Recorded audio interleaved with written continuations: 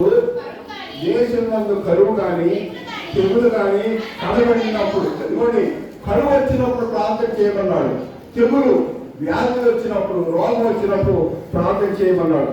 మార్పు దెబ్బ కానీ చింతపట్టుడు కానీ తగినప్పుడైనను, మిడతలు కానీ చేడపురులు కానీ కళ్ళు దిగినప్పుడైనను, వారి శత్రువులు వారి దేశ పట్టణాలలో వారిని ముట్టడి వేసినప్పుడైనను, ఏ బాధ కానీ ఏ రోగం కానీ వచ్చినప్పుడైనను, ఎవరైనా ఇశ్రాయేలు మీ చెల్లందరూ కలిసి అయినను నొప్పి కానీ కష్టం కానీ అనుభవించు ఏ పని కట్టు చేతులు చాపి చేయని నమ్మకములు ప్రార్థనలు నీ నివాస ఆకాశం నుండి నీవు ఆలోచించి క్షమించి నీవు మా పిల్లలకి ఇచ్చిన దేశమందు వారి తమ జీవితకాలం మధ్య నీ యొక్క భయభక్తులు కలిగి నీ మార్పులను మరిచినట్లుగా వారి వారి హృదయం ఎదిగిన నీవు వారి సకల ప్రవర్తనకు తగినట్లు ప్రతిఫలము దయచేయుగాక.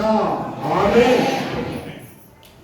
దేవుడు కష్టం వచ్చినప్పుడు, కరువు వచ్చినప్పుడు, నొప్పి కలిగినప్పుడు, బాధ కలిగినప్పుడు వచ్చి ప్రార్థన చేస్తే వారి యొక్క హృదయాలు ఎరిగినటువంటి నీవు వారి యొక్క అవసరాల ప్రకారం, వారి కోరికల ప్రకారం వారికి ప్రతిఫలము దయచేయుగాక అని ప్రార్థన చేశారు. ఇది ప్రియమైనటువంటి విశ్వాసులారా, ఈ మందిరంలో అన్యులు వచ్చి ప్రార్థన చేసినా కూడా దేవుడు వింటాడు. అన్యులు వచ్చి ప్రార్థన చేసినా కూడా దేవుడు వింటాడు. ఇక్కడ చూడండి, ఒకసారి అన్యులు వచ్చి ప్రార్థన చేసినా కూడా దేవుడిని మనం వింటాడు. 33 వచ్చిన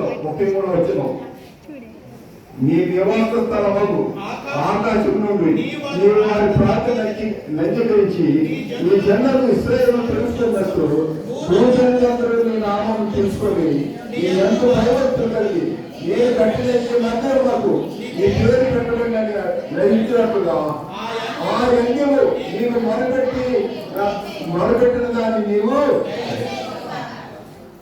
ఇక్కడ ఎంతమంది బాప్తిసం తీసుకున్నారో, ఎంతమంది సంఘ సభ్యులో తెలియదు, కానీ చాలా మంది ఇంకా దేవుని నమ్మనటువంటి వాళ్ళు ఉండొచ్చు, బాప్తిసం తీసుకున్నటువంటి వాళ్ళు ఉండొచ్చు.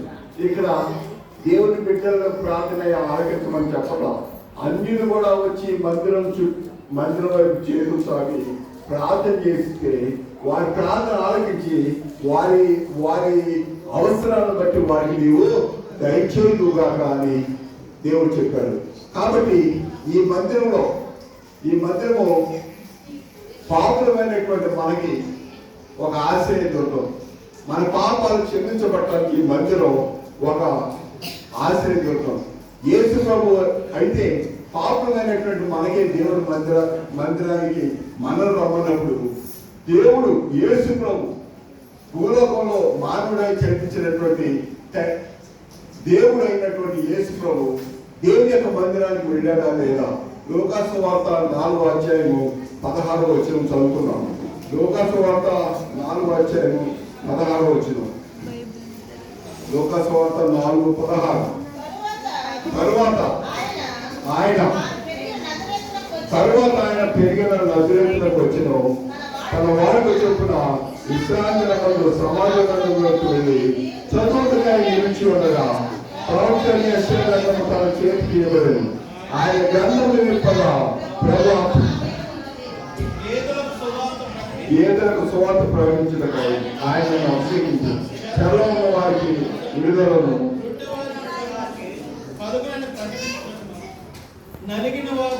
గుడ్డి వారికి చూపును, నలిగిన వారికి నీ విడిపించలను ప్రభుత్వ ప్రకటించడం ఆయనను వాక్యం ఉంది. తాను పెరిగిన నజరేతులకు వచ్చారు. ఎవరు వచ్చారు? యేసు ప్రభు. తన వాడితో చొప్పున అంటే అర్థమైంది అలవాటు. ప్రతి శనివారం, ప్రతి విశ్రాంతిలో శనివారం 7వ దిన విశ్రాంతిలో శనివారం దేవుని సన్నిధికి వచ్చి దేవుణ్ణి ఆరాధించాడు యేసు ప్రభు. తన వాడి కంటే ప్రతి వారం వచ్చాడు. ఏ వారం వచ్చాడు? ఇక ఏ వారం వచ్చాడని చెప్పండి. తన వాడికి చొప్పున విశ్రాంతి దినం ముందు. విశ్రాంతి ఏ రోజు? శనివారం. మన బైబిల్లో ఉందా శనివారం అని? సువార్త 28 అధ్యాయం చదవండి. మత్తయి సువార్త 28 అధ్యాయం 1 వచ్చిన మత్తయి సువార్త విశ్రాంతి దినం గడిచిపోయిన తరువాత ఆదివారం తెల్లవారు, అంటే విశ్రాంతి దినం శనివారం గడిచిపోతేనే ఆదివారం తెల్లవారుతుంది. కాబట్టి దేవుని యొక్క వాక్యం ఏమంటే విశ్రాంతి దినం గడిచిపోయిన తర్వాత, విశ్రాంతి దినం గడిచిపోయిన తర్వాత అంటే శనివారం గడిచిపోయిన తర్వాత ఆదివారం ప్రవేశించింది. కాబట్టి యేసు ప్రభు విశ్రాంతి దినాన దేవుని సన్నిధికి వెళ్ళి దేవుణ్ణి ఆరాధించాడు. అందుకని యేసు ప్రభు ఒకరోజు మందిరానికి వెళ్తే వ్యాపారం జరుగుతుంది. అక్కడ ఆ వ్యాపారం జరుగుతుంది. వ్యాపారం చేయడానికి మందిరం కట్టింది, లేదా దేవుని ఆరాధించుకుంటా చెప్పండి. వ్యాపారం చేయడానికి మందిరం దేవుని ఆరాధించడానికి, దేవుని ఆరాధించడానికి యేసు ప్రభు మందిరానికి వెళ్ళి ఏమన్నాడో చూద్దాం. మార్క్స్ వార్త 11వ అధ్యాయం, మార్క్స్ వార్త 11వ అధ్యాయంలో 15, 16, 17 వచ్చినారు. వారు యెరూషలేముకు వచ్చినప్పుడు ఆయన దేవాలయంలో ప్రవేశించి దేవాలయంలో క్రయ విక్రయాలు చేయవారిని వెదగొట్టి ఆనందించి రోగులు మార్చు వారి బలలను గోరమ్ము వారి పేర్లను పడదోసి దేవాలయం వద్ద ఏ పాత్ర అయినా ఎవరిని తెలియకూడదు. మరియు ఆయన బోధించు నా మందిరము సమర్థమైన అన్య చెవులకు ప్రార్థనా మందిరం అనబడును. ఆ విధంగా మనం ఒకప్పుడు అన్ని జనులే, మన తాతల అన్ని జనులే. దేవుని యొక్క వాక్యం ద్వారా, పాస్టర్ గారి ద్వారా, సేవకుల ద్వారా మనకి ఈ సత్యాన్ని దేవుడు బోధించాడు. అందువల్ల ఈరోజు మనం విశ్వాసం అయ్యాం, ఈరోజు మనం క్రైస్తవం అయ్యాం. కానీ దేవుని యొక్క వాక్యం జరుగుతుంది, ఈ మందిరము సమస్తమైన అన్య జనులకు ప్రార్థనా మందిరం అనబడి. ఇది ప్రార్థన చేసుకుంటానికే కానీ వ్యాపారం చేయడానికి కాదు. ఈ మందిరంలో చాలా గౌరవంగా భక్తి శ్రద్ధలతో మర్యాదతో ఉండాలి. అల్లరితో కూడినటువంటి ఆటపాటలు ఈ మందిరంలో జరగటానికి వీలు లేదు. ప్రసంగి 5వ అధ్యాయం 1వ వచనంలో సొలొమోను ఏమని చెప్పారో చూడు. ప్రసంగి 5వ అధ్యాయం 1వ వచనం చదవండి. బాబు వాక్యం చదువు. నేను దేవుని మందిరంలోకి వెళ్ళినప్పుడు నీ ప్రవర్తన జాగ్రత్తగా చూసుకో. నువ్వు దేవుని మందిరం ఇప్పుడు చాలా చక్కగా కూర్చున్నారు, ఎవరు మాట్లాడలేదు. అందరూ కూర్చొని స్త్రీలు తమకి ముసుకేసుకొని, పురుషులు చాలా నిశ్శబ్దంగా కూర్చున్నారు. దేవుని యొక్క వాక్యం ఉంటుంది, నువ్వు దేవుని మందిరానికి వెళ్ళినప్పుడు నీ ప్రవర్తన జాగ్రత్తగా చూసుకో. అంటే అల్లరి చేయడం కానీ, మాట్లాడుకోవడం కానీ ఏం చేయకుండా దేవుని యొక్క వాక్యం వినాలి, ప్రార్థన చేయాలి, పాటలు పాడాలి. ఇది దేవుడు కోరుచున్నది. అపోస్తలుడు పౌలు విశ్రాంతి దినాన్ని వెళ్ళాడా, లేకపోతే వేరే దినాన్ని దేవుని మందిరానికి వెళ్ళాడో చూద్దాం. యేసు ప్రభు తన వాడుక చొప్పున విశ్రాంతి దినాన్ని వెళ్ళాడు. అపోస్తలుడు పౌలు ఏ రోజు దేవుని మందిరానికి వెళ్ళాడో అది చదువుకుందాం. అపోస్తలుల కార్యములు 17వ అధ్యాయం, అపోస్తలుల కార్యములు 17వ అధ్యాయంలో అపోస్తలుడు పౌలు ఏ రోజు దేవుని మందిరానికి వెళ్ళాడు. ఓకే, 17వ అధ్యాయము 1 నుండి 1వ వచనం 1, 2, 3. వారు అంపిపోలి అపోలోనియ పట్టణం మీదుగా వెళ్ళి తెస్సలోనికు వచ్చింది. అక్కడ యూదుల సమాజ మందిరం ఒకటి ఉండేది కనుక పౌలు తన వారితో చొప్పున సమాజ వారి వద్దకు వెళ్ళి క్రీస్తు శ్రమపడి మృతుల నుండి లేచిన అవశ్యమని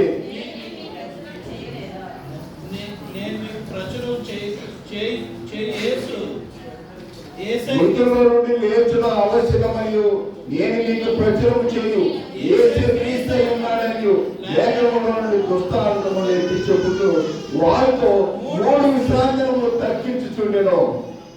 విశ్రాంతిగానే అపోస్తలుడు పౌలు దేవుని యొక్క మందిరానికి వెళ్ళాడు. శనివారం వెళ్ళాడు. చాలా మంది ఆదివారం అపోస్తలుల పౌలు పాటించాడు కదా, మనం ఎందుకు ఆదివారం పాటించకూడదని అడుగుతున్నారు. కానీ దేవుని యొక్క వాక్య ప్రకారం అపోస్తలుల పౌలు విశ్రాంతి దినాన దేవుని మందిరానికి వెళ్ళి దేవుని ఆరాధించినట్లుగా మనం చూస్తున్నాం. 18వ అధ్యాయం అపోస్తలుల కార్యములు 18వ అధ్యాయము 3-4 వచనాలు కూడా చదువుకుందాం. అపోస్తలుల కార్యములు వారు వృత్తికి డేరాలు పుట్టివారు పౌలు అదే కనుక వారితో కాపురమయ్యారు. వారు కలిసి పని చేస్తుంది. అతడు ఆ వినాన్ని జాగ్రత్త అతడు ప్రతి విశ్రాంతిన సమాజ మందిరంలో తగ్గించుచు యువకులలో విదేశంలో ఒప్పించుతుండేను. ఏ విశ్రాంతినా ఒక విశ్రాంతిలో ప్రతి విశ్రాంతిలో దేవుని మందిరానికి వెళ్ళాడు అపోస్తలుల పౌలు. ఆరాధించాడు దేవుని. ప్రేమతో దేవుని బిడ్డలారా, యేసు ప్రభు విశ్రాంతిని ఆరాధించాడు. కాబట్టి దేవుని యొక్క బిడ్డలు విశ్రాంతిని కైకొనాలని దేవుడు సెలవిస్తున్నాడు. యెషయా 58:13 ఏమంది? యెషయా 58:13 ఏమని దేవుడు చెప్పాడో చూద్దాం. ప్రతి ఒక్కరికి ఏమని ఆజ్ఞాపించాడు. యెషయా 58:13 నా విశ్రాంతి వ్యాపారం చేయకుండా నాకు ప్రత్యక్షమని నీ ఓర్పు మీద విశ్రాంతము మనోహరమైనదనియో యెహోవాకు ప్రత్యక్షమనియు ఘనమైనదని అనుకొని దాని ఘనమును ఆచరించిన నీకు ఇష్టమైన పనులు చేయదు, వ్యాపారం చేయదు, లోకవార్తలు చెప్పుకోవడం నీవు యెహోవాకు ఆజ్ఞించదు. దేశం యొక్క ఉన్నత స్థలముల మీద ఎక్కించదును.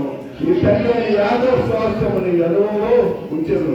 యెహోవా సెలవించిన వాక్కు ఈ వాక్య ప్రకారం విశ్రాంతి పండుగ ఘనంగా ఆచరించాలి. పేమెంట్ విశ్వాసాలు ఇక్కడ ఎంతమంది గవర్నమెంట్ ఎంప్లాయీస్, ప్రైవేట్ ఎంప్లాయీస్ నాకు తెలియదు. కానీ దాదాపు మీరందరూ సొంత పనులు చేసుకునేవాళ్ళు, వ్యవసాయం చేసుకునేవాళ్ళు. కాబట్టి మీరందరూ ఆశీర్వదించబడాలంటే, మీరందరూ గొప్పవాళ్ళు అవ్వాలంటే, ధనికులు అవ్వాలంటే మీ శనివారం పని మానేసి దేవుని సన్నిధికి రండి. దేవుని సన్నిధికి వచ్చి దేవుని ఆరాధించండి. దేవుని మిమ్మల్ని మీ కుటుంబాన్ని గొప్పగా ఆశీర్వదించండి. నా విశ్రాంతిని మనం వ్యాపారం చేయకుండా, అమ్మటం కానీ కొనటం కానీ చేయకుండా నాకు ప్రతిష్టత ఎన్నమని నీ వరకు నేను ఎలా విశ్రాంతిలో మనోహరమైన నీవు యెహోవాకు ప్రతిష్టమని ఘనమైన నీవు అనుకొని దాన్ని ఘనంగా ఆచరించేయండి. అలా నీ కష్టమైన పనులు చేయవు, వ్యాపారం చేయవు, లోకవార్తలు చెప్పుకొని ఇండియన్ ఎలా నీ యెహోవాయందు ఆనందించదు. దేశం యొక్క ఉన్నత స్థలముల మీద నేను విశ్రాంతిలో ఆచరిస్తున్నాను. కాబట్టి మన్నతో కూడా చర్చి పెట్టారు. ఆదివారం ఆరాధిస్తే మన్నతో కూడా చర్చి కట్టేవాడు కాదు. ప్రేమతో ఏ పాస్టర్ గారు వచ్చినా, ఏ పాస్టర్ గారు వెళ్ళినా, ఎంతమంది వచ్చినా, ఎంతమంది వెళ్ళినా, పురుషులు స్త్రీలు శనివారం ప్రార్థన జరగాలని చెప్పండి. అంతే, శనివారం ప్రార్థన జరగాలని చెప్పండి, శనివారం ఆచరించాలని చెప్పండి, శనివారం దేవుని ఆరాధించాలని చెప్పండి.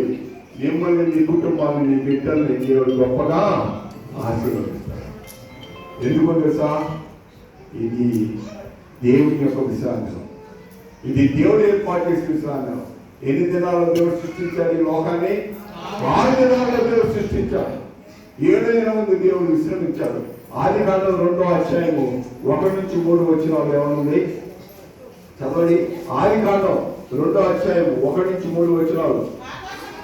ఆకాశము భూమియు సమస్త సమూహములు సంపూర్తి చేయబడి దేవుడు తాను చేసిన పని 7 దినములుగా సంపూర్తి చేసి తాను చేసినట్టు 7 దినముల విశ్రమించను. కానీ ఆ 7 దినము ఆశీర్వదించి పరిచయం. 6 దినాల దేవుడు సృష్టి చేశాడు. 7 దినములు విశ్రాంతి తీసుకొని ఆశీర్వదించి పరిశుద్ధపరిచాడు.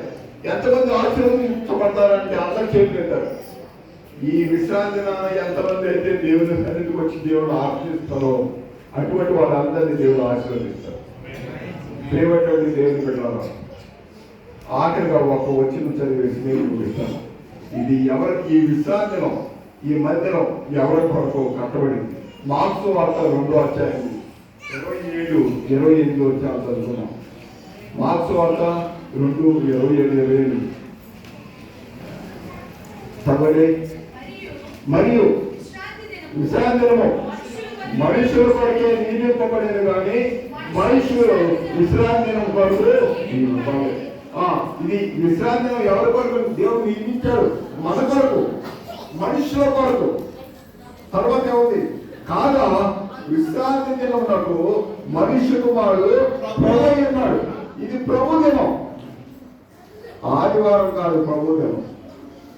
ఆదివారం సమాధి నుండి లేచాడు, కానీ విశ్రాంతి దినం గురించి చెప్పినప్పుడు ఇది ప్రభు దినం అన్నాడు. విశ్రాంతి దినానికి యేసు ప్రభు అయినాడు. యేసు ప్రభు పెళ్లి కుమారుడు. యేసు ప్రభు దినము విశ్రాంతి దినం. ఆ దినమే మనకిచ్చాడు దేవుడు. యేసు ప్రభు దేవుడిగా, సృష్టికర్తగా ఆరాధించాలి.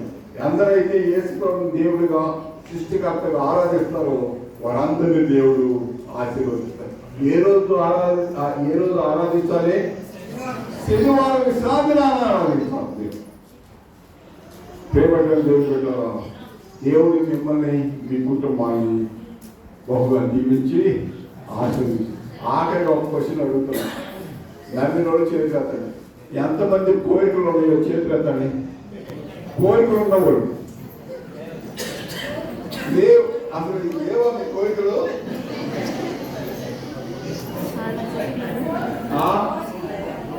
ఎవడు ఎత్తడా?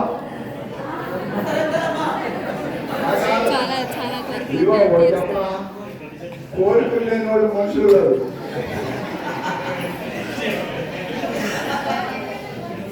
మనుషులు అన్న వాళ్ళందరికీ కోరికలు ఉంటాయి. కోరికలు లేని వాళ్ళు మనుషులు కాదు.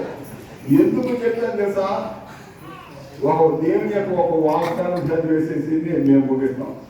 ఎందుకు చెప్తానంటే కోరికలు ఉన్నాయనంటే కొంతమంది సిగ్గుపడి చేతులు వెళ్తారు. ఇది చదివినాక అప్పుడు అడుగుతాను. కీర్తన గ్రంథం 20వ అధ్యాయము 4వ వచనం. కీర్తన గ్రంథం 20వ అధ్యాయము 4వ వచనం. ఇవ్వండి. మీ కోరికలు సిద్ధపరిచేసి మీ ఆలోచన యావత్తు సఫలపరచునుగాక. ఎవరమ్మా? మీ కోరికలు సిద్ధపరిచేసి మీ ఆలోచన యావత్తు సఫలపరచునుగాక. ఇప్పుడు చెప్పండి, ఎంతమంది కోరికలు ఉన్నాయో చేరుతారండి. మీ కోరికలు దేవుడు నెరవేర్చునుగాక. ఈ మందిరంలో ప్రతి శుక్రవారం ఇదిగో చక్కగా కరెంట్ వేసి ఫ్యాన్ వేసి లైట్లు వేశారు. మీ గ్రామంలో లైట్లు వెలుగుతాయో కానీ ఈ చర్చిలో వెలుగుతాయి.